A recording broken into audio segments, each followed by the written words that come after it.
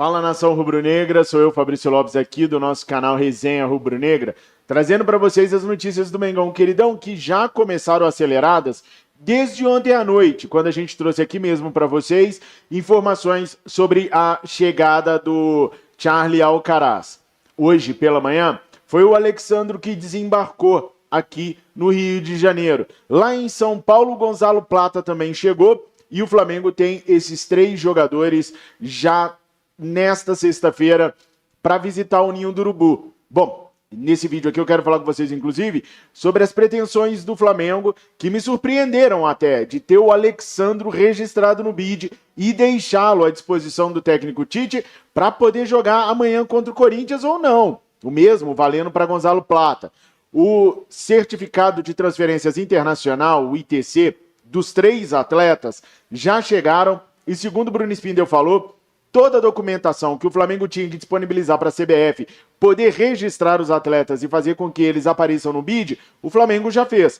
Agora é uma questão da CBF trabalhar e publicar os atletas. Será que o Flamengo vai levar mesmo os 3 jogadores para esse jogo contra o Corinthians? O Pedro volta mesmo para esse jogo de amanhã? Gerson atua ou não atua? O Alexandro desembarcou hoje mais cedo. Eu falei com vocês, eu mostrei para vocês algumas declarações do Bruno Spindel, que já chegou ao Brasil. Marcos Braz ficou na Europa tratando de negociações de 2 jogadores que podem sair. Há vários dias que eu estou falando para vocês que esses 2 jogadores muito provavelmente são Wesley e Fabrício Bruno.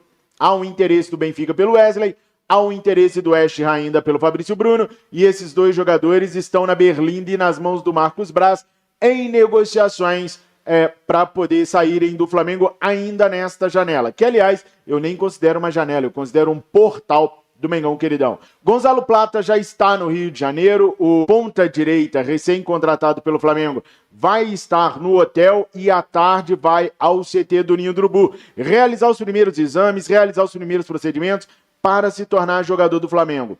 Hoje pela manhã, o Bruno Spindel falou da possibilidade da utilização dos 3 jogadores, Plata, Alexandro e do próprio Carlos Alcaraz.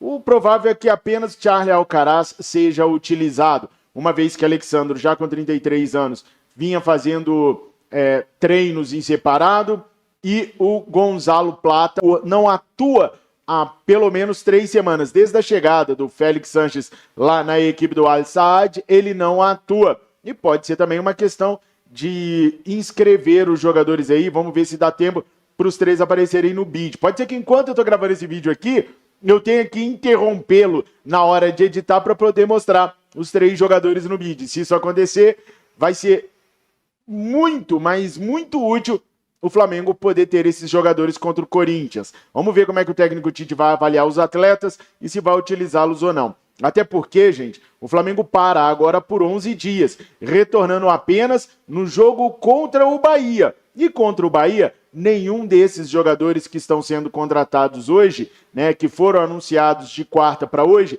vão poder atuar. Nas quartas de final, não. Nas semifinais, caso a gente passe pelo Bahia, sim. Então, pode ser que eles sejam utilizados contra o Corinthians.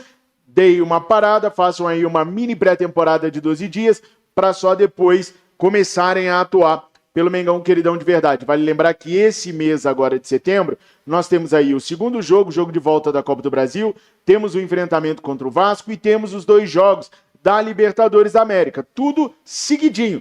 Copa do Brasil, enfrentaremos os viceínos, depois os 2 jogos contra o Peñarol, que também está se reforçando para poder enfrentar o Flamengo nessa fase de quartas de final da Libertadores. Nação, mudando de pau para cavaco agora para a gente poder falar sobre o terreno do gasômetro e estádio do Flamengo, tá? Uma boa notícia para a nação rubro-negra. O prefeito Eduardo Paes foi até Brasília, junto com Carlos Vieira, presidente da Caixa Econômica Federal, conversar com Lula, presidente da República. Ficou acordado entre Lula, Eduardo Paes e Carlos Vieira que a Caixa Econômica Federal vai retirar o processo que está na Justiça, impedindo o Flamengo de tomar posse do terreno do gasômetro. Com isso, o processo não vai à Justiça como tinha determinado a juíza, que reprecificou o terreno do gasômetro em 7,8 milhões de reais a mais, coisa que o Flamengo já pagou. E aí, não tendo que ir para a esfera da Justiça Federal, o Flamengo poderia tomar posse o quanto antes do terreno do gasômetro. É muito importante o Flamengo tomar posse desse terreno o quanto antes, principalmente para Rodolfo Landim. Seria inviável e totalmente desregulado politicamente se Rodolfo Landim não conseguisse tomar posse do terreno que ele tanto lutou para conseguir comprar e deixasse isso para o próximo presidente.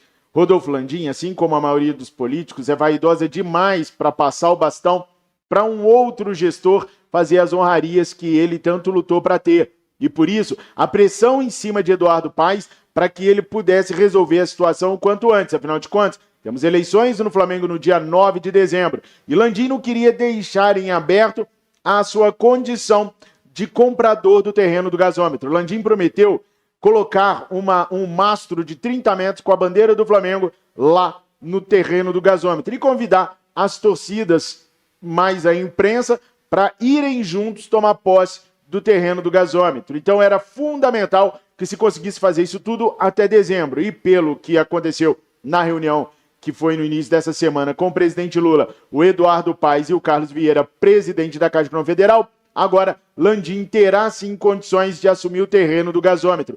Boa notícia para os rubro-negros, para nós torcedores, porque para a gente não interessa nada quem é que vai estar lá no dia da posse, mas interessa termos o terreno o mais rápido possível, para que a gente possa continuar fomentando a expectativa de até 2028, quem sabe, ou até mesmo em 2029, podermos adentrar no nosso estádio rubro-negro, podermos começar a fazer a festa, sendo que é o último equipamento que falta para o Flamengo ter na história dos seus anos de fundação. Agora, com a saída desse empecilho, desse último obstáculo, vale a gente agora começar a ficar de olho em como as coisas vão proceder lá no terreno do gasômetro. Até o presente momento, apenas Maurício Gomes de Matos apresentou um projeto para lidar com a questão do terreno e do estádio do Flamengo. Nem o próprio Rodolfo Landim ainda tem o projeto totalmente feito. Ele tem o escopo do que vai precisar ser feito, mas ele ainda não tem o projeto. Acredito eu que ele vai começar a correr com o projeto a partir de agora que os imbrólios jurídicos saíram da sua frente. Eu pergunto para vocês, nação rubro-negra, com o terreno do gasômetro sendo assumido pelo presidente Rodolfo Landim e ele falando o tempo todo que o Rodrigo Dunches de Abranches foi e é o braço direito dele para lidar com o projeto do estádio, você apoiaria a eleição do Rodrigo Dunches pensando na continuidade das ideias do Landim na próxima gestão ou nem assim Dunches viria como um favorito na sua opinião? Além dessas duas situações que estão sendo tocadas pelo Marcos Braz lá na Europa, há uma terceira situação que foi apontada com exclusividade pelo Flazoeiro, que é o interesse do Rio Ave no Matheus Gonçalves. Segundo a apuração do Guilherme, o Rio Ave quer pagar ao Flamengo 5 milhões de euros por 50% dos direitos federativos do atleta. Aí eu pergunto para vocês, 5 milhões de euros por 50% do Matheus Gonçalves é uma boa proposta? Eu nem vou colocar aqui minha opinião. Sinceramente, eu vou me abster de dar opinião aqui, porque se eu falar, vai dar ruim. Mas eu quero a sua opinião. Vocês negociariam o Matheus Gonçalves, metade dos direitos federativos dele, por 5 milhões de euros? Uma última notícia aqui, pessoal, que obviamente eu não gostaria de trazer para vocês, mas que é importante a gente falar agora. O Michael e o De La Cruz fizeram os exames e constatou-se lesão em ambos, tá? De La Cruz está fora da data FIFA e o Flamengo estipula que para ambos retornarem é questão aí de 1 mês para o De La Cruz e 2 meses a 2 meses e meio para o Michael. Contando que nós estamos no mês 8, o Michael praticamente vai perder a temporada, vai chegar aí na metade do mês 10, teremos então só o mês 11 para o Michael se colocar em forma e poder ajudar o Flamengo, uma vez que os campeonatos terminam todos no início de dezembro. Uma notícia bem triste, Michael ativamente mesmo no Flamengo a partir de 2025.